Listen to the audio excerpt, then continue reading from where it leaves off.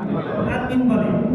বাংলা লেখে তানবিন এইভাবে, তা ন ভদীর্ঘের ভি ন তানবিন। এটা আরবি শব্দ, এটা হচ্ছে এইভাবে তা নুন ওয়াও ইয়া নুন তানবিন।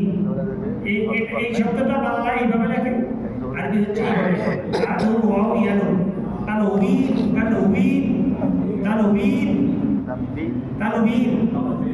হ্যাঁ, এখন এই দুই জবাব দুই পেশ এগুলো আমরা কেন শিখতেছি?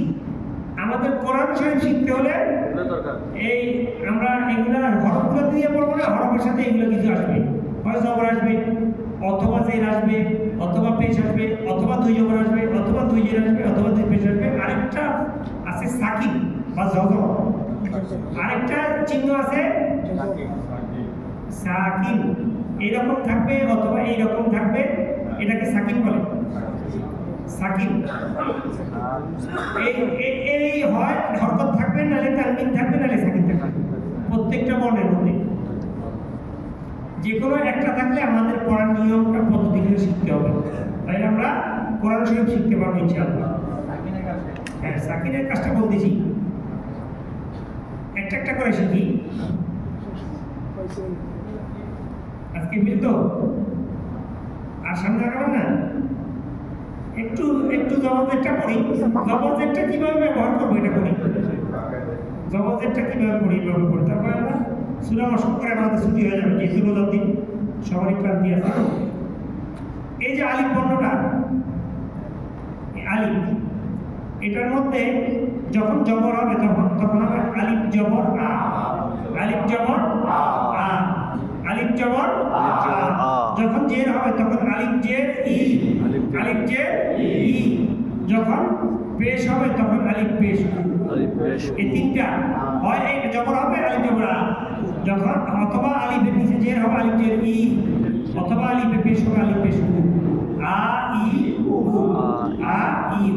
ঠিক তদ্রুপ বাকি সব বর্ণ, বাতে বাতে জবর দিলে বা জবর বা, বাতে জের দিলে বাদের বি, বাতে পেশ দিলে বা পেশ বু, বা পেশ বু।